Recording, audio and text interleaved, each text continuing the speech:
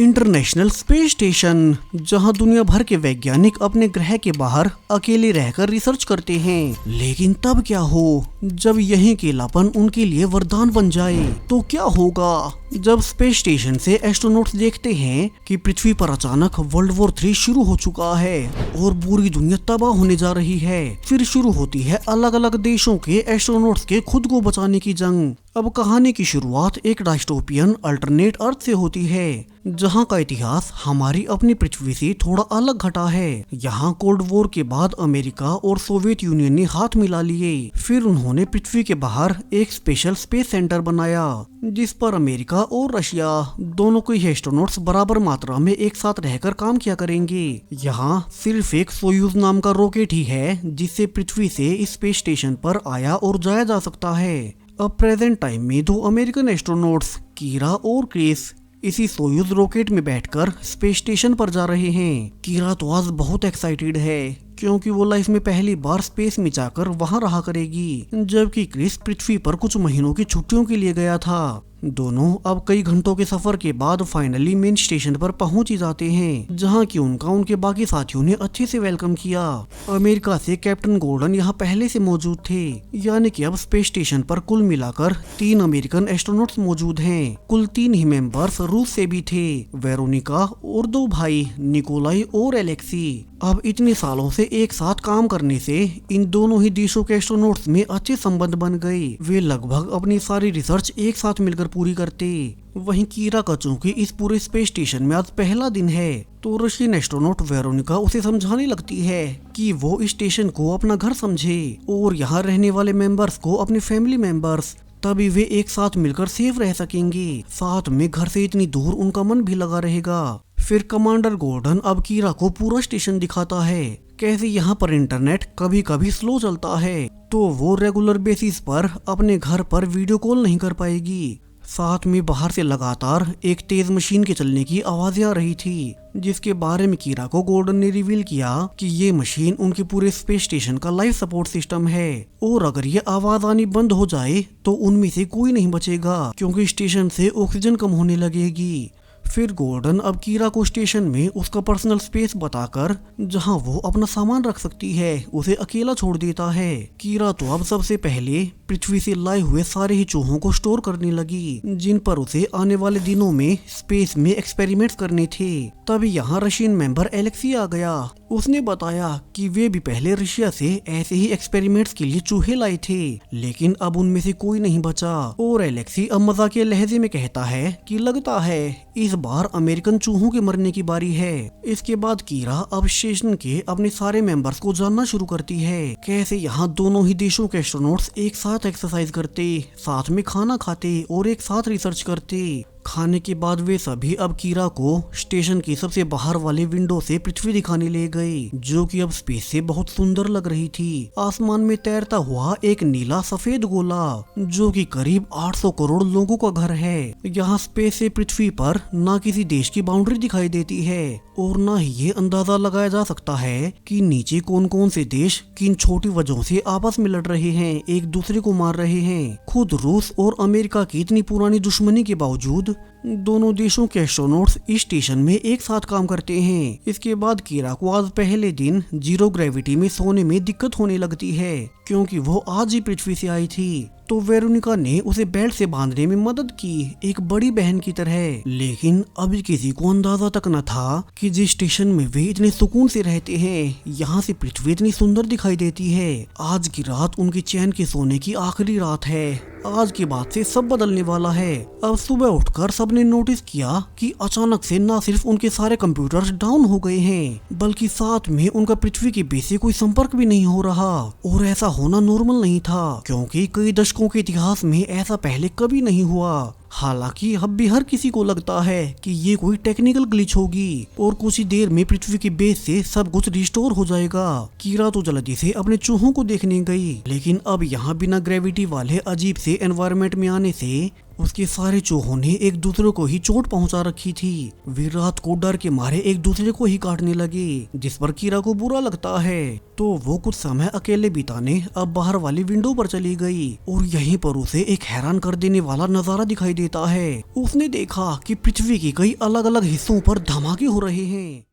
तो वो तो डरकर अब जल्दी से आवाज देकर सबको बुलाने लगी। यहाँ सभी 6 मेंबर्स ध्यान से देखते हैं कि सच में बहुत सारे देशों में बड़े बड़े धमाके हो रहे थे और ये ब्लास्ट नॉर्मल नहीं। तो इससे तो सभी डर जाते हैं कि कहीं पृथ्वी पर वर्ल्ड वॉर 3 तो शुरू नहीं हो गई। इसलिए सुबह से उनके सारे डिवाइसेस अब तक बंद पड़े थे।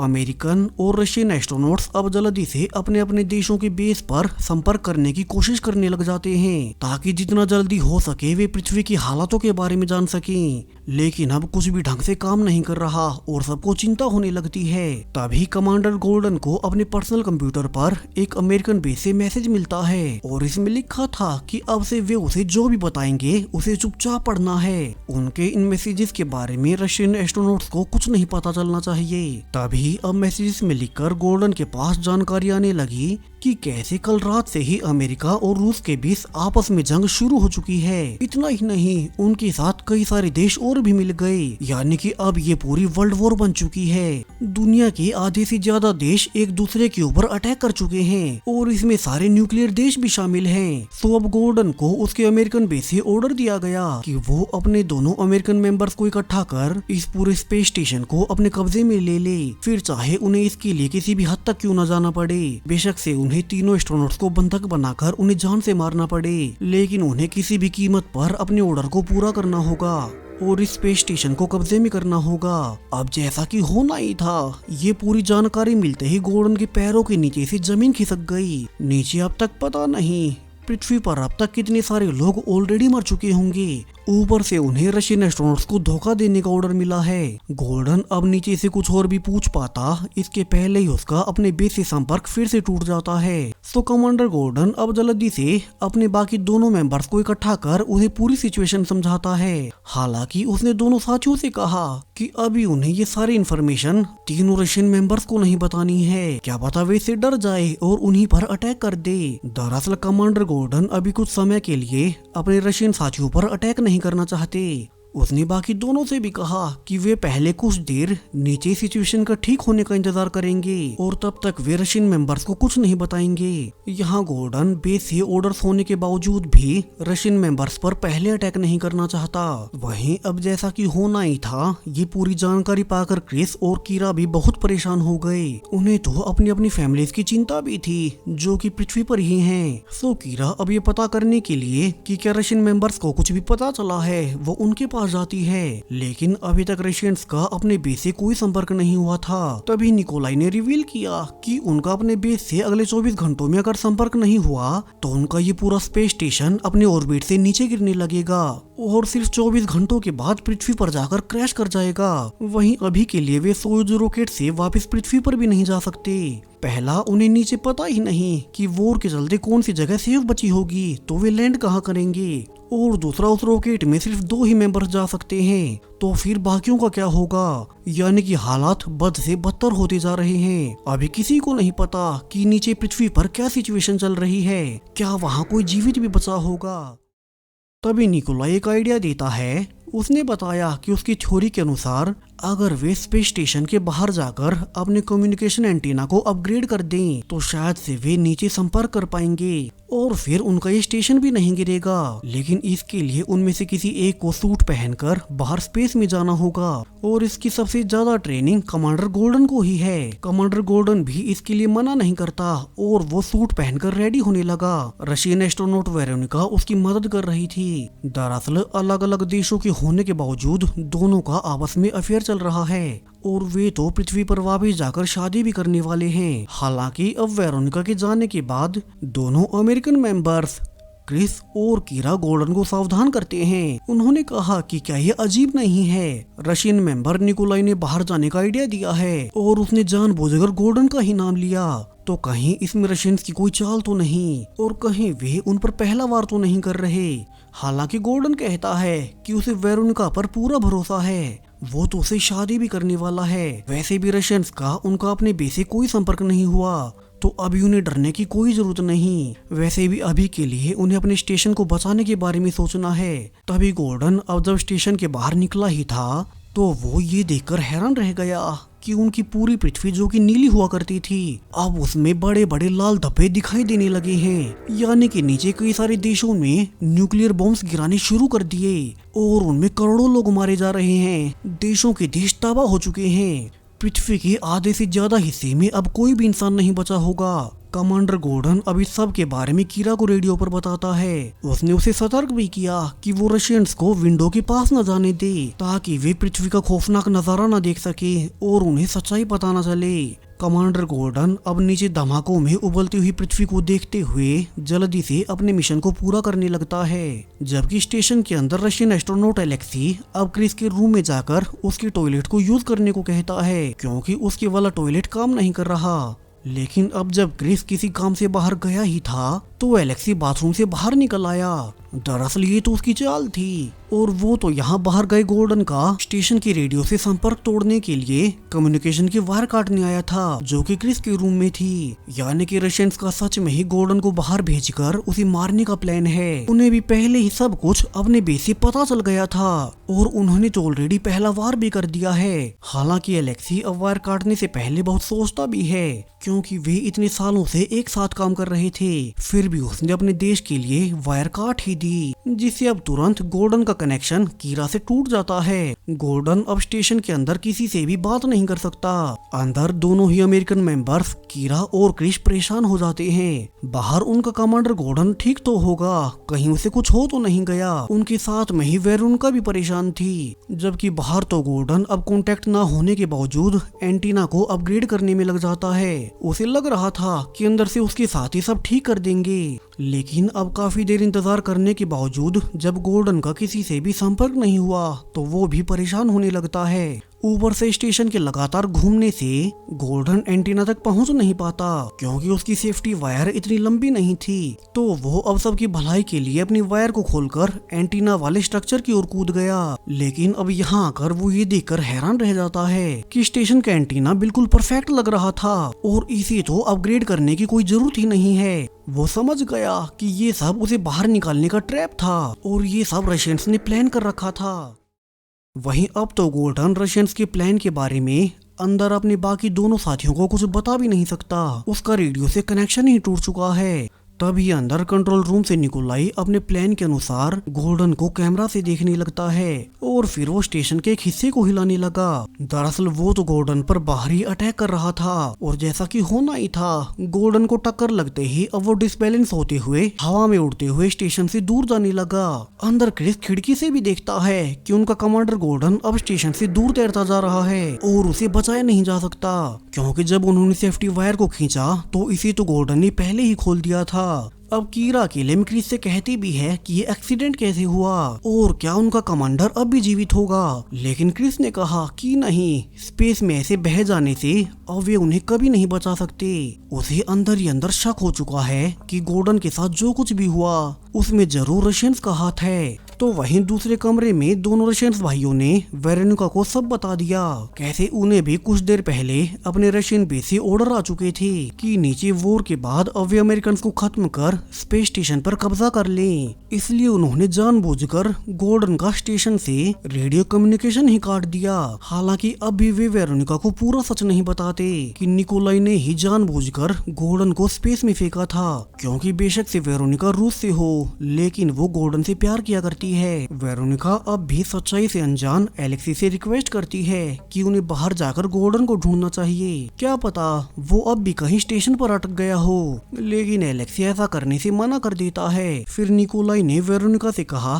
कि अब उन्हें बचे हुए 2 अमेरिकन मेंबर्स को बंधक बनाकर पूरे स्टेशन पर काबू में लाना होगा। फिर निकोलाई ने वेरोनिका से कहा कि अब उन्हें गोल्डन के बाद बाकी बचे 2 अमेरिकन मेंबर्स को भी बंधक बनाकर पूरे स्टेशन को काबू में लेना होगा। तो दूसरी ओर क्रिस अब कीरा को समझाने लगता है। उसने गुस्से में कहा कि उन्होंने कमांडर गोल्डन के कहने पर ऑर्डर्स होने के बावजूद पहले कुछ नहीं किया, लेकिन रशियंस ने पहले एक्शन लेते हुए उनके कमांडर को मार डाला, तो अब उन्हें पीछे नहीं हटना चाहिए। हालांकि कीरा अब ऐसा कुछ नहीं करना चाहती। उन्हें आगे क्या करना चाहिए, दोनों इस पर बहस कर ही रहे थे कि तभी यहाँ वेरोनिका आ गई, जो कि कीरा से अकेले में बात करने को कहती है। हालांकि क्रिस अब कीरा को अकेले नहीं छोड़ना चाहता, लेकिन कीरा के रिक्वेस्ट करने पर उसे बाहर जाना पड़ता है। इसके बाद वेरोनिका ने चुपके से कीरा से कहा कि वो यहाँ किसी पर भरोसा नहीं करती, सिर्फ कीरा को छोड़कर, क्योंकि वो कल ही यहाँ आई है। फिर उसने कीरा को एक बहुत बड़ा राज खोला, कैसे उनका रशियन मेंबर एलेक्सी एक ऐसे एडवांस कंपाउंड पर रिसर्च कर रहा है जो कि इंसानी शरीर को न्यूक्लियर रेडिएशन से सेफ रख सके।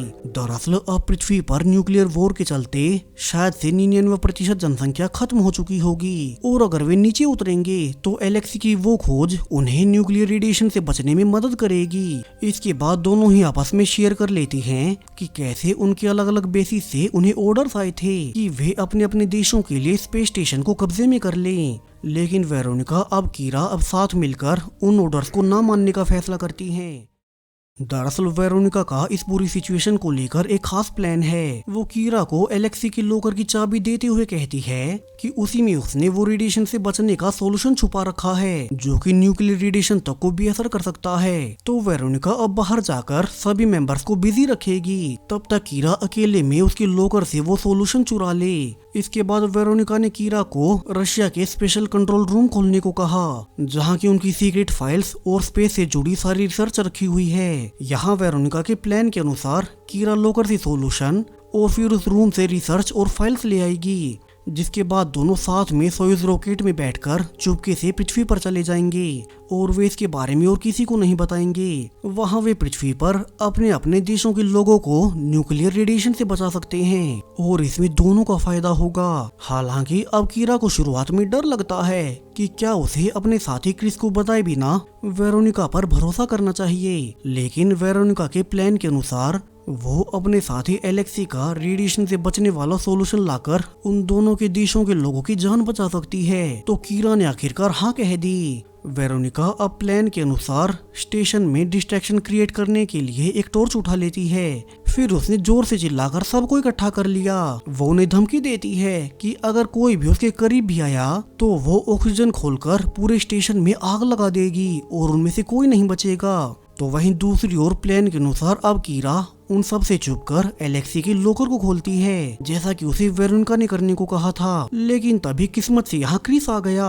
उसने हैरानी में पूछा कि वो उसे बिना बताए रशियंस का लॉकर क्यों खोल रही है। अब कीरा कहती है कि वो उस पर भरोसा रखे, वो उन सब को बचा लेगी और अभी के लिए वो उसे रशियंस के सीक्रेट रूम के बारे में बताए, जहाँ की वे अपनी सारी फाइल्स और रिसर्च के सैंपल्स रखते हैं। लेकिन अब सरप्राइजिंगली ये सुनकर क्रिस ने रिवील किया कि इस पूरे स्टेशन में रशियंस का कोई भी सीक्रेट रूम है ही नहीं। और ये सुनकर तो कीरा समझ गई कि यानी कि वेरोनिका ने उसे झूठ बोला था, ये सब उसे यहाँ लाने के लिए एक ट्रैप था। तो दोनों अब गुस्से में यहाँ से निकलकर वेरोनिका के पास जाने लगते हैं, जबकि वेरोनिका तो अब भी अपने साथियों से भी सब कुछ छुपा रही है। वो धमकी देती है कि वो पूरे स्टेशन को उड़ा देगी। कि तभी क्रिस अब उसके पीछे से आकर वेरोनिका के सिर पर वार कर उसे बेहोश कर देता है। हालांकि इससे दोनों रशियंस भाई गुस्सा हो गए कि उसने उनके देश के मेंबर पर अटैक क्यों किया, जिस पर क्रिस कहता है कि उसे तो बस इस स्टेशन को बचाना था। और क्रिस और कीरा डरकर अब अपने हिस्से में वापस आ जाते हैं, जबकि दोनों रशियन भाई अब वेरोनिका को होश में लाने की कोशिश करते हैं। लेकिन वेरोनिका के सिर पर कुछ ज्यादा ही खतरनाक चोट लग गई और वो फाइनली दम तोड़ देती है। अब वेरोनिका की ये हालत देखकर निकोलाई गुस्से में कहता है कि क्रिस ने जरूर उनके साथी को जानबूझकर मारा है। तो वो तो गुस्से में अब स्क्रू ड्राइवर जैसे और वेपन्स लेने लगा ताकि क्रिस और कीरा पर अटैक कर सके। हालांकि एलेक्सी उसे शांत करने की कोशिश भी करता है, लेकिन निकोलाई नहीं रुकता। तभी उसके जाने के बाद एलेक्सी ने स्टेशन के कैमरा से नोटिस किया कि बाहर स्पेस में गोल्डन अब तक स्टेशन से लटका हुआ था, वो अब तक जीवित बचा है। एलेक्सी को अंदर ही अंदर अपनी गलती का बुरा लग रहा है। अब एलेक्सी को अंदर ही अंदर अपनी गलती का बुरा लग रहा था, तो उसने फैसला किया कि वो अब गोल्डन की जान बचा लेगा, भले ही उसका भाई कुछ भी क्यों न कहे। उसने बाहर एक रोबोटिक हैंड को गोल्डन की ओर भेजा ताकि गोल्डन इसे पकड़कर वापस स्टेशन में आ सके। बाहर गोल्डन, जो कि अब तक इतने घंटों से मदद की उम्मीद खो चुका था, नीचे तबाह होती पृथ्वी के ऊपर वो स्टेशन से लटका हुआ था। अब फाइनली उसे एक उम्मीद की किरण मिल गई। तभी एलेक्सी ने कीरा को भी ढूंढकर उसे छुपने को कहा, क्योंकि उसका भाई निकोलाई पागलों की तरह उन्हें मारने पर तुला है। कीरा को छुपाकर एलेक्सी फिर से अपने भाई को समझाने की कोशिश करता है कि उन्हें ऐसा नहीं करना चाहिए, लेकिन निकोलाई तो अब कुछ भी सुनने को तैयार नहीं था। तभी उसे छुपा हुआ क्रिस मिल जाता है, तो निकोलाई उसे देखते ही टूट पड़ा। लेकिन लकीली अब तक कमांडर गोल्डन अंदर आ चुके थे और वो और कीरा अब पीछे से निकोलाई पर अटैक कर क्रिस को बचाते हैं। तभी गोल्डन को पता चला कि अब उसकी लवर वेरोनिका नहीं रही, तो वो गुस्से से भर उठता है। इधर रशियन एस्ट्रोनॉट निकोलाई भी गुस्से में था, तो गोल्डन अब जानबूझकर बाकियों को बाहर निकालकर खुद के साथ निकोलाई को अंदर लॉक कर लेता है। गोल्डन के पास तो एक ड्रिलिंग मशीन भी है, और फिर तो दोनों अब गुस्से में एक दूसरे पर टूट पड़े। कोई भी पीछे हटने को तैयार नहीं होता, जबकि बाकी मेंबर्स अब बाहर से कुछ भी नहीं कर सकते। तभी अंदर निकोलाई अब गोल्डन से ड्रिल मशीन को छीनकर उसे उसके पेट में घुसा देता है, जबकि गोल्डन ने भी उसका स्क्रू ड्राइवर ले लिया और वो उसे निकोलाई पर बार बार वार करने लगता है। फिर दोनों आपस में लड़ते हुए आखिर में एक दूसरे से लिपटकर मारे जाते हैं। बाहर मौजूद तीनों मेंबर्स इस दर्दनाक नजारे को देखकर सहम गए। कल के दिन इसी समय पर वे 6 मेंबर्स कितने खुश थे। वे साथ काम करते, साथ खाना खाते, लेकिन सिर्फ 24 घंटे में कितना कुछ बदल गया। सेम कीरा के लाए उन चूहों की तरह जो कि एक्सपेरिमेंट के लिए लाए गए थे, वे भी एक डिफरेंट एनवायरनमेंट में आते ही एक दूसरे को मारने लगे। और ऐसा ही कुछ सेम स्टेशन में मौजूद मेंबर्स ने किया है। जैसे चूहे उस पिंजरे में बंद थे, ऐसे ही ये मेंबर्स इस स्टेशन में बंद है। और अब सिर्फ 24 घंटे में कुल मेंबर्स 6 से घटकर 3 रह गए। ऊपर से पता नहीं नीचे पृथ्वी पर न्यूक्लियर अटैक के बाद कोई और भी जिंदा बचा होगा या नहीं। अब शाम होते हुए कीरा कंट्रोल रूम में चेक करती है कि सच में ही अब उनका ये पूरा स्पेस स्टेशन पृथ्वी के बीच से संपर्क न मिलने से अब धीरे धीरे पृथ्वी की ओर गिरना शुरू हो चुका है। वो ये देख ही रही थी कि तभी उसे रशियन कंपार्टमेंट में एक दरवाजे के ऊपर उसी सीक्रेट रूम का नाम लिखा हुआ नजर आता है। और यहीं से कहानी का सबसे बड़ा ट्विस्ट आया। दरअसल वेरोनिका पहले कीरा को झूठ नहीं बोल रही थी, वो उसे सच बोल रही थी। इसलिए ही उसने डिस्ट्रैक्शन के लिए ड्रामा करना बंद नहीं किया। यानी कि तब क्रिस को उस सीक्रेट रूम के बारे में पहले से पता था, लेकिन उसने जानबूझकर कीरा को झूठ बोला ताकि वो रशियंस के खिलाफ उसका साथ दे और उन पर भरोसा न करे।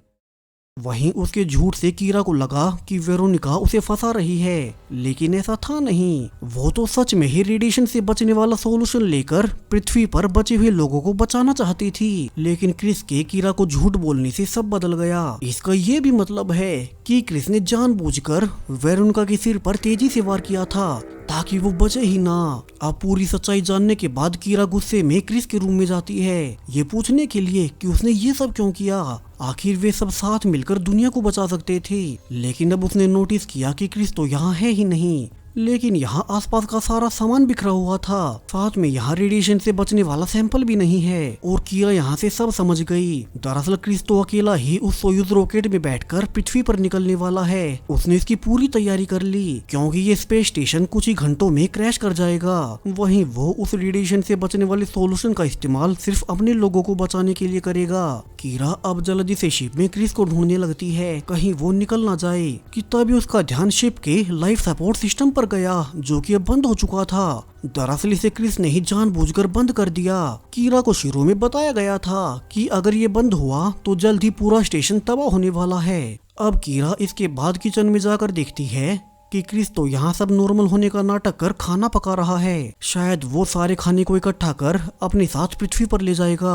वहीं इकलौता रशियन एस्ट्रोनॉट एलेक्सी इन सब से अनजान अपने कामों में लगा था। यहाँ अब चूंकि क्रिस के हाथों में चाकू है, तो कीरा ड्रामा करती है कि उसे क्रिस के यहाँ से भागने वाले प्लान के बारे में कुछ नहीं पता। फिर वो क्रिस से बातें करने लगी ताकि उसे चाकू छीन सके। वो साथ के साथ एलेक्सी को सिग्नल भी देती है कि क्रिस ने स्पेस स्टेशन का लाइफ सपोर्ट सिस्टम बंद कर दिया है, तो वो क्रिस को काबू में लेने में उसका साथ दे। तभी क्रिस बोल पड़ा कि उसे कीरा से अकेले में बात करनी है और एलेक्सी कुछ देर किचन से बाहर चला जाए। अब एलेक्सी जा ही रहा था कि कीरा ने उसे रुकने को कहा, क्योंकि क्रिस अकेले में उसे कुछ भी कर सकता है। क्रिस भी समझ गया कि उसके यहाँ से भागने के बारे में कीरा को पता चल चुका है। उसी ने स्टेशन का लाइफ सपोर्ट सिस्टम बंद कर दिया था, तो क्रिस और कीरा अब आपस में चाकू के लिए लड़ने लगते हैं। लेकिन क्रिस कीरा से ज्यादा ताकतवर था और वो चाकू छीनकर कीरा को मारने आगे बढ़ता है। लेकिन लकीली एलेक्सी ने बीच में हाथ डालकर कीरा को बचा लिया। तभी पीछे से कीरा अब मौके का फायदा उठाकर एक कपड़े से क्रिस का गला लपेट लेती है और फिर अब तो फाइनली दोनों साथ मिलकर क्रिस की सांसें रोककर उसे मार ही देते हैं। इसके बाद कीरा ने एलेक्सी की चोट पर पट्टी की। फिर वे जल्दी से स्पेस स्टेशन के लाइफ सपोर्ट सिस्टम को फिर से चालू करते हैं। तभी अब उनके स्टेशन के रेडियो पर दोनों ही देशों के बेसिस से मैसेजेस आने लगते हैं। उनमें बताया गया कि अब पूरी पृथ्वी पर लगभग सारे ही देश खत्म होने की कगार पर हैं। अब तक पूरी दुनिया में सिर्फ 1% लोग बचे हैं, लेकिन जल्द ही न्यूक्लियर रेडिएशन से वे भी मारे जाएंगे। तो अब अमेरिका और रूस दोनों ही देशों के बेसिस चाहते हैं कि उनके अपने अपने एस्ट्रोनॉट्स रेडिएशन से बचने वाला वो सॉल्यूशन उनके देश में लेकर आए। अमेरिका ने कीरा से कहा कि वो सारा सॉल्यूशन अमेरिका लेकर आए, जबकि रशिया की ओर से एलेक्सी को कहा गया कि वो थोड़ा भी सॉल्यूशन कीरा को ना दे। हालांकि अब तक दोनों ही एस्ट्रोनॉट समझ चुके थे कि उन्हें आपस में नहीं लड़ना है, इसमें कोई नहीं बचेगा। तो दोनों ही अब अपने अपने बेसिस का रिप्लाई नहीं करते, बल्कि वे अभी सॉल्यूशन और उसकी फॉर्मूला को आधा आधा बांटकर सोयूज रॉकेट में बैठकर वापस पृथ्वी पर आने लगते हैं, ताकि जितना भी हो सके उतने लोगों को रेडिएशन से बचा सकें। फिर चाहे वे किसी भी देश के क्यों ना हो, उन्हें इसके लिए किसी ऐसी जगह पर लैंड करना होगा जहाँ की न्यूक्लियर विस्फोट ना हुए हों, और वहीं से वे अपने सॉल्यूशन को फैलाना शुरू करेंगे। अब इंसानों का बिहेवियर सिचुएशन के अनुसार कैसे बदल जाता है। जो लोग एक दिन पहले साथ थे, वे वॉर छिड़ते ही एक दूसरे को मारने लगी। लेकिन आखिर में एलेक्सी और कीरा ने सबक सीख लिया कि उन्हें लड़ना नहीं बल्कि एक साथ मिलकर लोगों को बचाने पर ध्यान देना है। और इसी होपफुल एंडिंग के साथ ये पूरी मूवी यहीं पर खत्म हो जाती है।